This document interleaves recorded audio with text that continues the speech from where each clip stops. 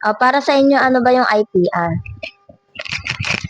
Para sa akin, ang IPR, ito ay isang legal rights na nagpoprotekta sa gawa ng isang creator. For example, yan yung mga arts na napoprotektahan para hindi ma-copyright or manakaw ng iba.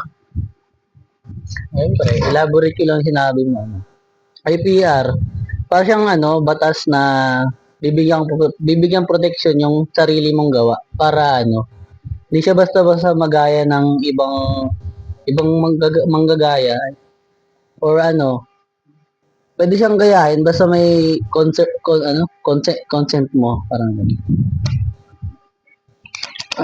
Yun nga, kagaya ng sabi nila, yung work mo is my consent and hindi siya basta-basta magagamit ng iba.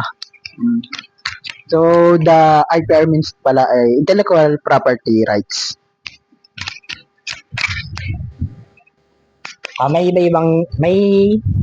about 7 types of copyrights. There's digital works, music, films and TV show, visual arts and photography.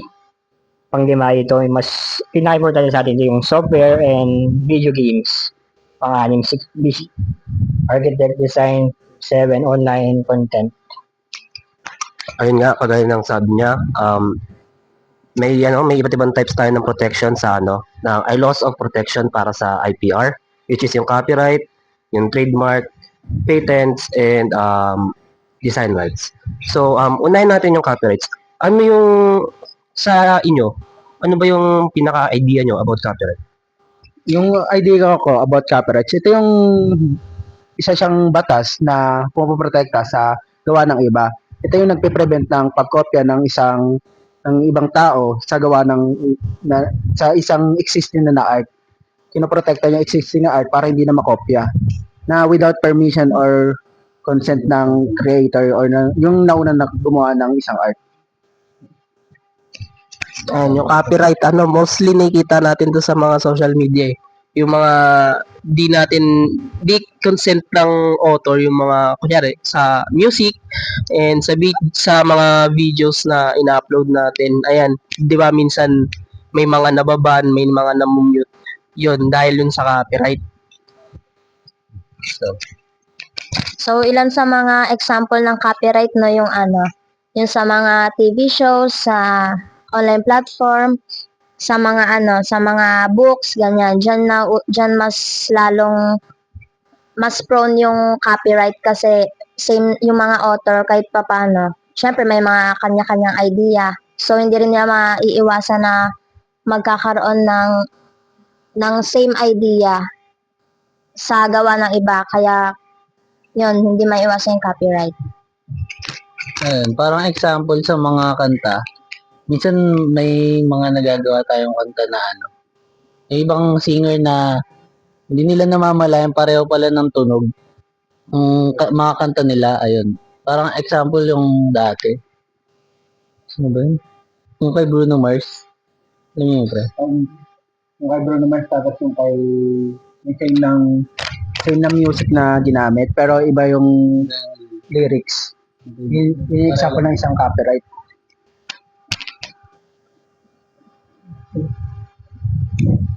Tapos may marami pang example ng copyright eh. Alam niyo ba yun sa yun sa video game na sa yung Mobile Legends versus League of Legends na lawsuit? Yung ganung pangyayari yun, 'di ba? Sa copyright din kasi ginaya yung nila, yung ideas nila, yung mga characters nila, mga skills, ganyan. Tapos meron pang isa yung sa yung sa Nintendo. Si Nintendo kasi siya, console siya eh, 'di ba? Sobrang sa lawsuits noon. May mga alam ba kayong noon, mga example ng lawsuit na binigay ni Nintendo sa mga Yung nangyari di ba sa League of Legends, tapos sa Mobile Legends, ang nanalo yung Mobile Legends. Pero nagkaroon pa ng isa pang lawsuit naman, MLBB sa League of Legends Wild Rift, which nanalo naman yung Wild Rift. Kaya ang law talaga ng copyright is very complex. Sa law and punishment naman tayo ng copyright. So ano ba yung idea nyo sa patents?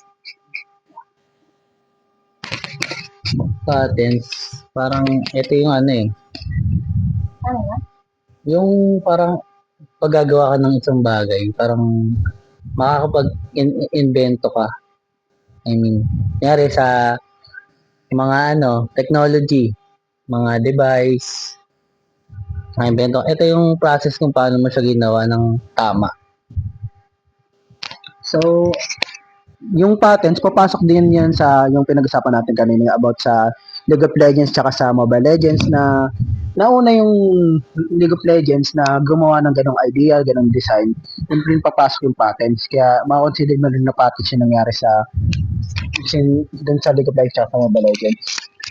Best example din ng patents, it's yung mga ano, um, mga creation ng ano, technology. Kagaya sa ano sa Apple ganyan, nauna sila sa ano, 'di ba? Sa touchscreen kaso nga lang hindi nila na ano yung patent na yon, hindi nila nakuha. Tapos yung sa ano pa, um, sa may ano pa mga drugs, mga ganun, mga pharmaceutical drugs na nakakatulong sa atin, which is very common kasi nga may mga times talaga na may mga tao na ninanakaw yung ano, yung ideas ng iba para makuha nila kasi sobrang profitable ng ano, pharmaceutical na business. Tapos kapag ano naman, nilawag yung mga batas na yan, ang mga ano, pwedeng kaharapin mo 6 months to 3 years or o mga pagbabayad ng hindi lalagpas sa 100,000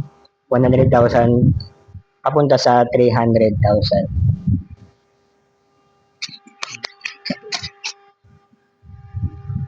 Meron ba tayong types of protection na ano, trademarks? Ang trademarks, ano, parang ito yung ano sarili mong pagkakilala ng ano produkto mo or ano sariling gawa or sining na hindi nakikita sa ibang gawa. I mean, para siyang ano unique. Sa'yo lang siya ano isang ano man. Pag sinabi kasing trademark, ang trademark, ito ay ano, pagmamayari ng company. For example, company, ang trademark nila which is the logo nila. Hindi ito pwedeng kopya ng ibang company dahil ito na yung pinaka-trademark nila. Dito sila nakilala, kaya para protektahan nila to. Yun yung tinatawag na trademark sa mga produkto para ma-identify kung saan galing company ito, kung anong produkto ito. Ayun ang example ng trademark. So parang ano siya, no? Originality. Ganun nila.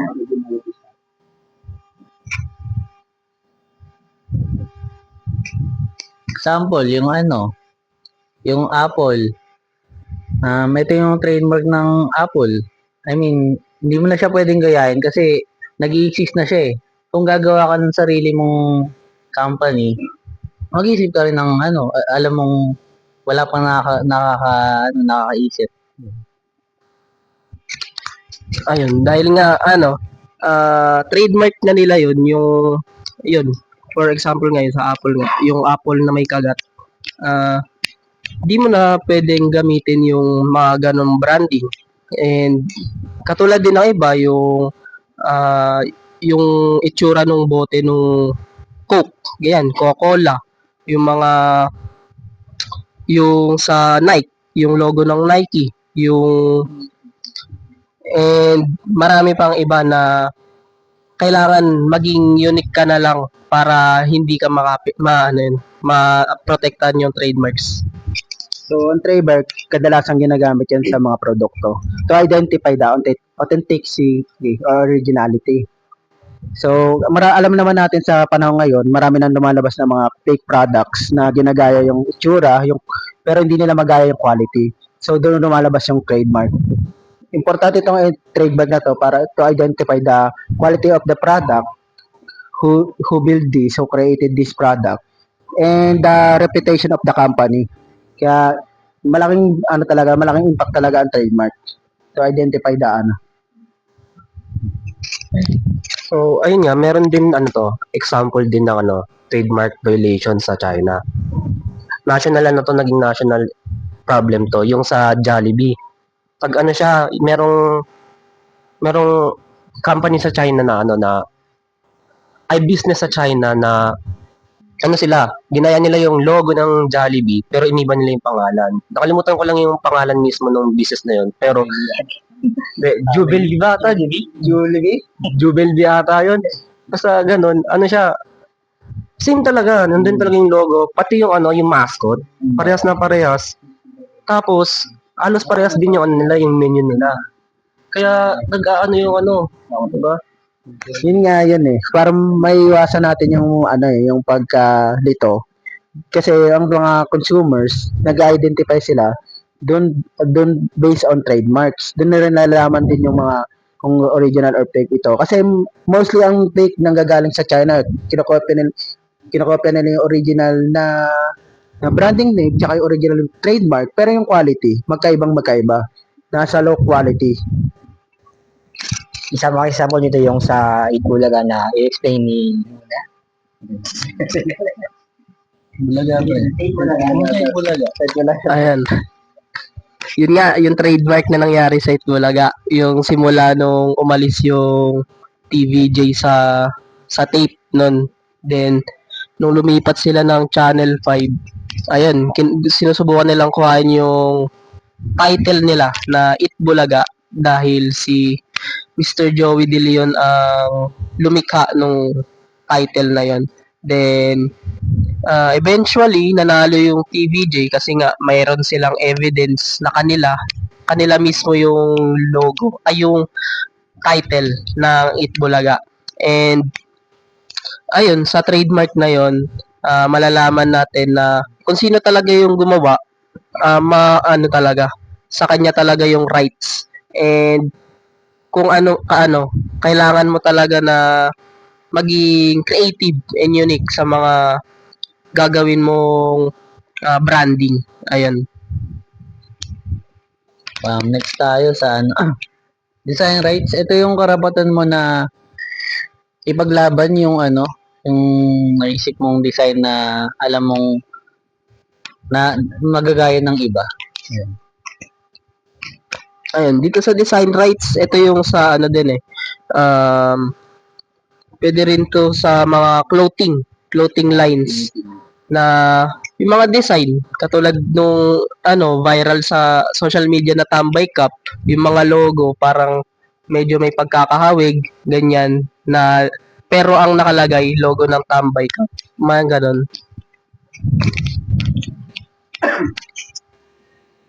Ayan, simulan naman natin yung mga step para paano i-register yung product natin para maprotektahan ng copyright law.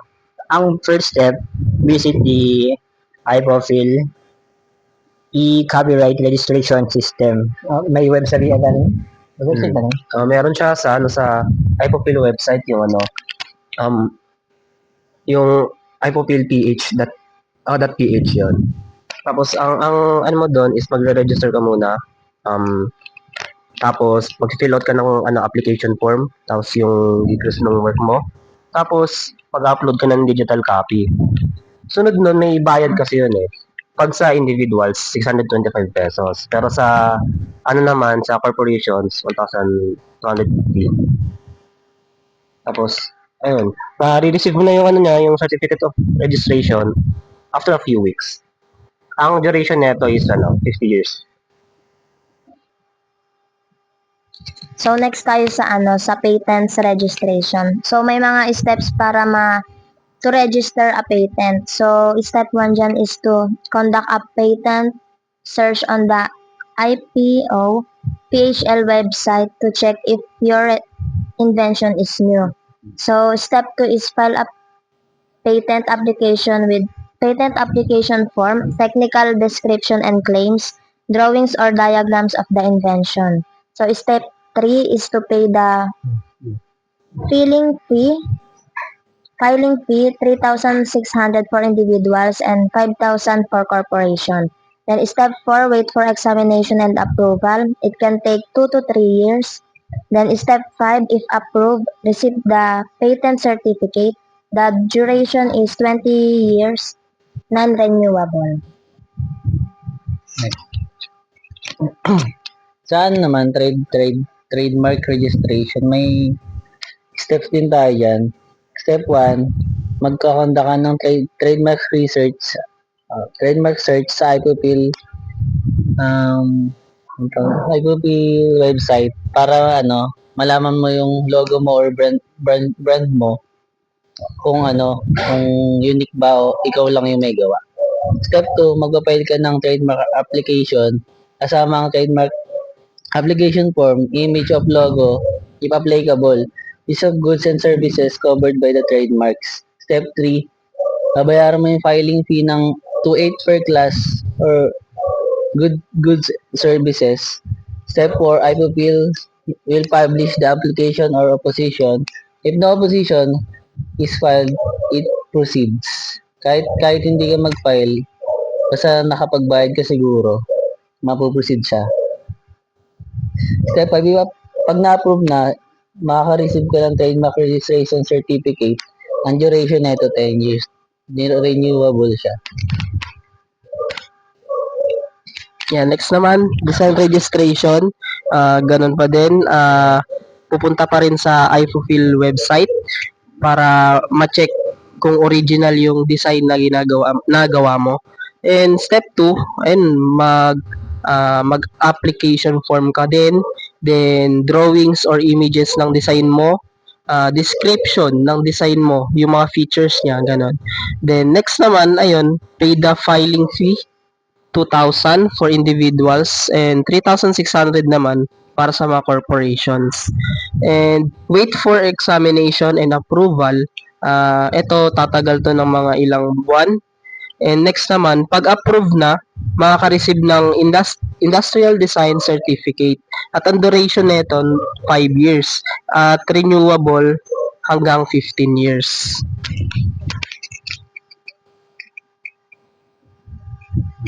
So, anong thoughts nyo about sa IPR na tinatakal natin? Kung magiging creator mo kayo o inventor, paano nyo gagamitin ang IPR at saan nyo gagamitin? Ano kasi, kung mag-ano ako siguro, dahil IT tayo, sa akin talaga is copyright sa natin, sa mga gagawin na possible kasi gusto kasi talaga gumawa ng sariling laro. Kaya ako nag-IT. So, yun, doon ako doon ako magfo-focus ng copyright ko.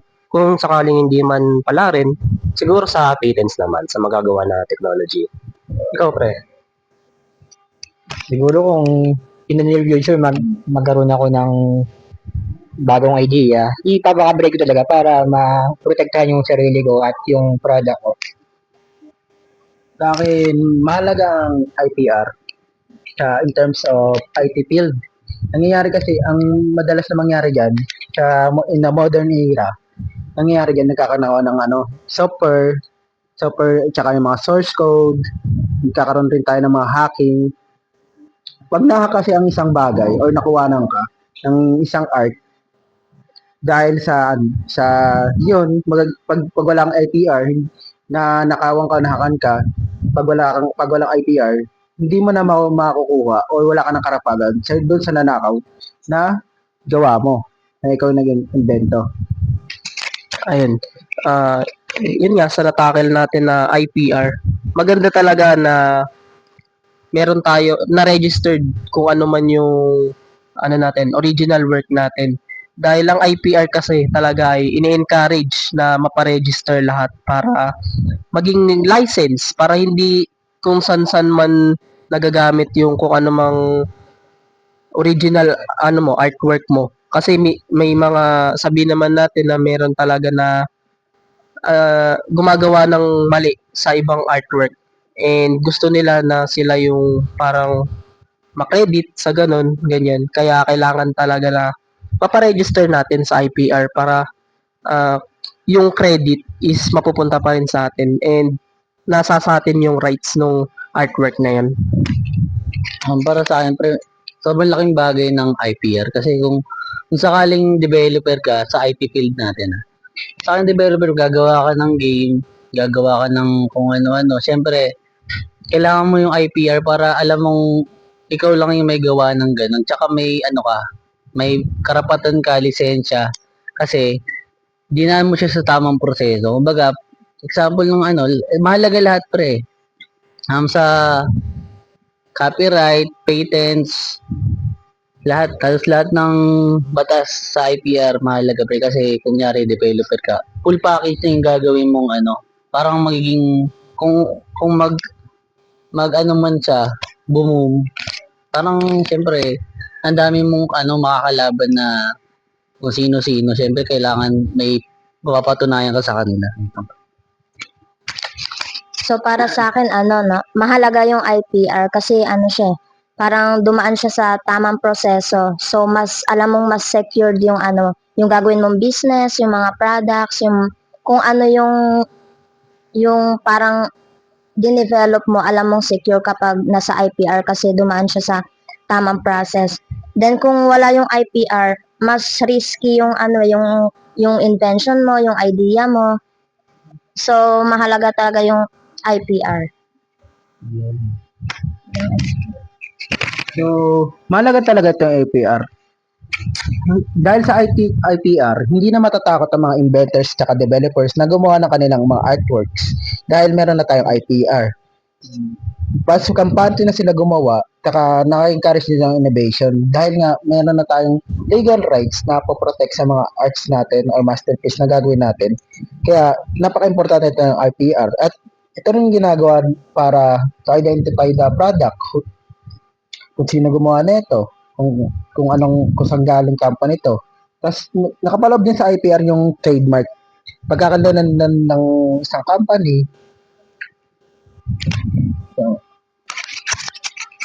Bali, ayun nga, sa ano, ayun nga, importante nga talaga ang IPR kung ano na kasi pinoprotektahan tayo nito, di ba?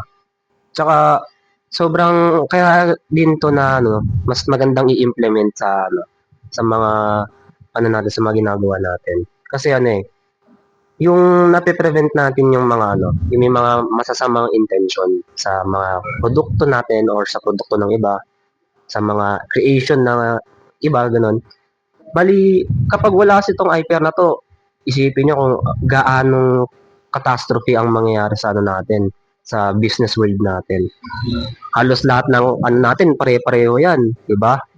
Kung isipin nyo, baka pare-parehas tayo ng pangalan dito ng brand na ginagamit, pero yung ano natin, iba't iba yung ano, di ba? Yung quality, or mas maluloko tayo, ganun. Tsaka kapag ano, kasi kapag wala tong IPR na to, ano tayo, hindi natin ma-distinct yung mga products na yun. Magbigay naman kayo tayo ng mga example ng mga tumatatak sa atin na ano, na word mark, yung katulad sa Showtime, yung it's Showtime. Ano, Example. yung ano, yung kanta ng ano, ay hindi, ano ba? Yung sa ano, sa Nike, yung Just Do It. Yan. Ito nga,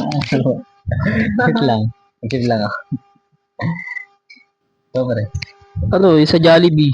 Bida ang saya. Ano? Hindi, wala eh. anong tanong niya ba? Wala na. Ano ba? Example lang ba ng copyright? Ano, madami kasi example ng copyright eh. Pwede nga din yung sa ano, sa yung sa violation ni ano, ni Doggy. Diba? Hindi, sa ano, Sa YouTube. sa YouTube niya, di ba nag-ano siya ng One Piece Red? Red yun din, tama? Oo, na-spoil niya na nalabas niya yung ano, yung nalabas niya yung 10-second footage ng ano, One Piece Red. Kaya ang nangyari is parang nagalit yung ano, yung Toei. Bali ang nangyari kasi noon ano eh, parang final ata siya ng ano, cease and desist order ng ano, Toei.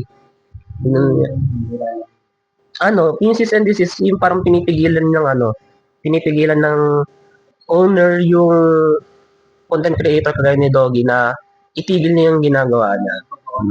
Oo, kasi nga, syempre nga, 10 seconds ng film nila yun, di ba? Yun yung inaabangan ng mga tao, tapos ipapakita lang niya, di ba? Lugi naman sila doon. So, madalas itong copyright sa sa social media. Halos lahat naman tayo na gumagamit na tayo ng social media.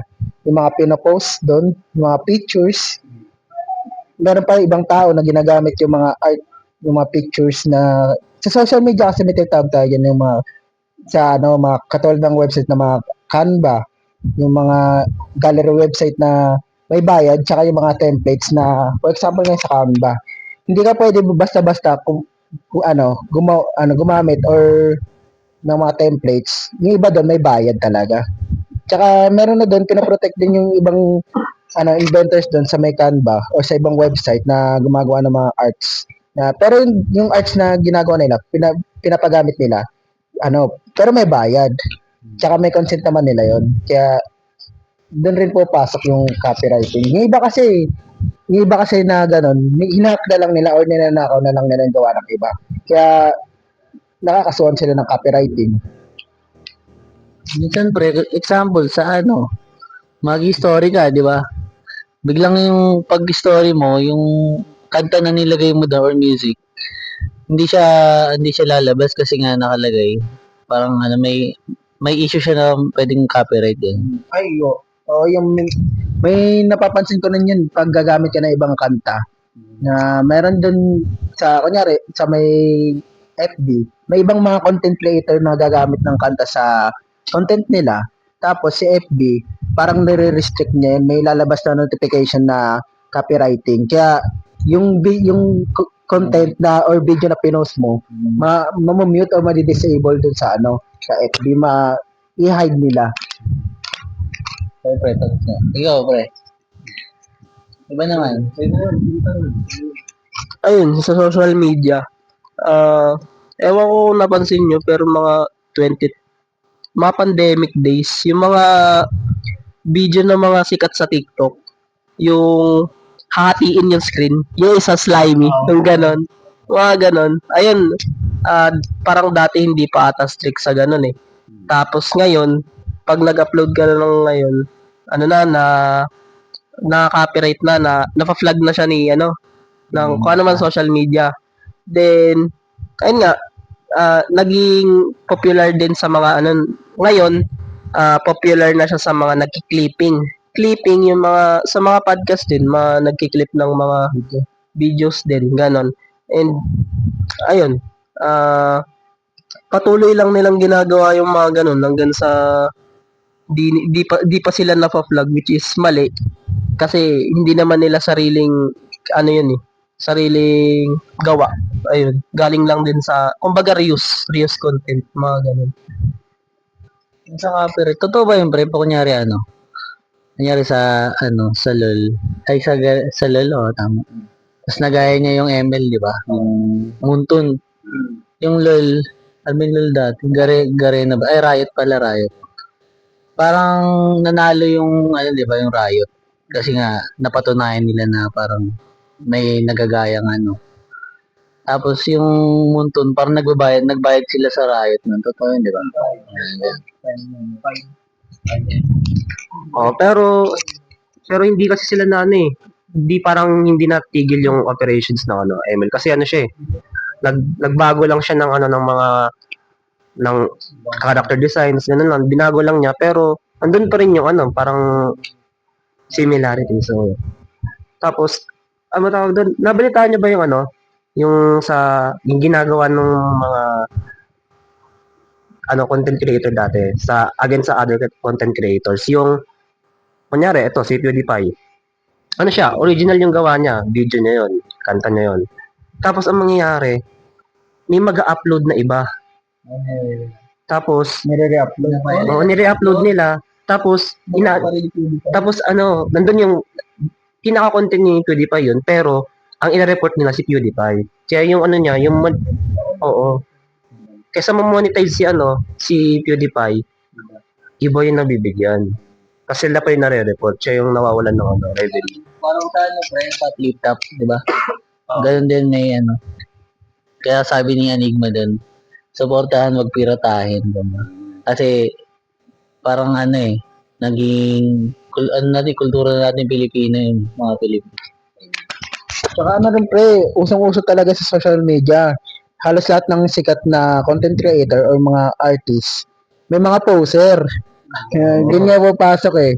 Yun nga, sa sobrang dami nila, kung walang IPR, kung wala tayong IPR, kawawa yung yung artist, ka content creator, na sila yung naghihirap para gawin yung isang art or yung isang content. Tapos iba yung kumikita dahil sa content nila. Kumbaga, may ibang tao na kinila na ako lahat ng arts nila, ng content nila, ng video nila para kumita. Kung walang IPRs, kawawa yung mga natin, yung mga inventors natin, developers natin. Kaya ang laki talagang bagay nitong IPR na to protect their invention. And hindi na rin matatakot yung ibang inventor na gumawa ng panibagong invention dahil may poprotekta sa mga invention nila. So, dun sa topic na sa platform, ang KB talaga ang copyright infringement sa Facebook, YouTube, sa Spotify. Kapag nag-copyright, ayun, titigil down agad.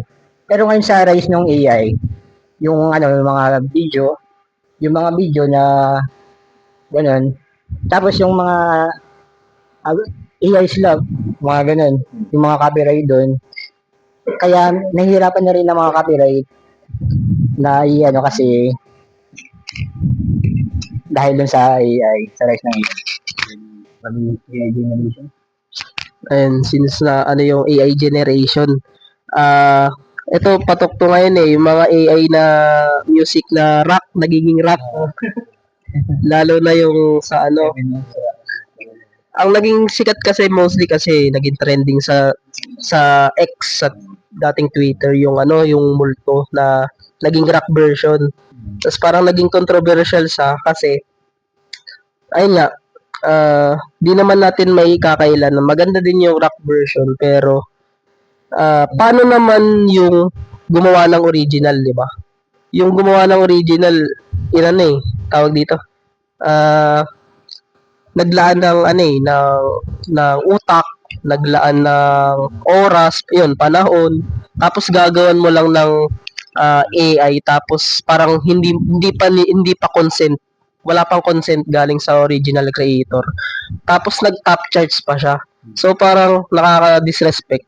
Yun, ganun. Tapos pero marami pang ibang mga AI na rock version na parang copyrighted din. Mas maganda na lang yung mga revival version na lang ng mga kanta. Tulad nung kay Rob Daniel, di ba? Ni-revival niya yung kanta ni Ogie Alcacid na Oo. Yung Pero hindi naman niya yung about doon, hindi niya naman totally na kinopya.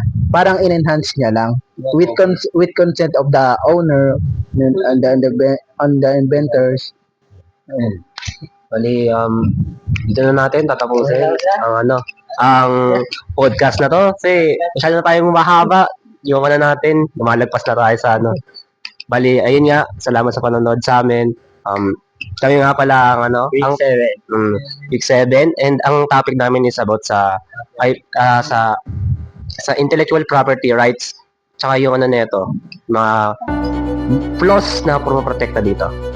Thank you. Bye-bye.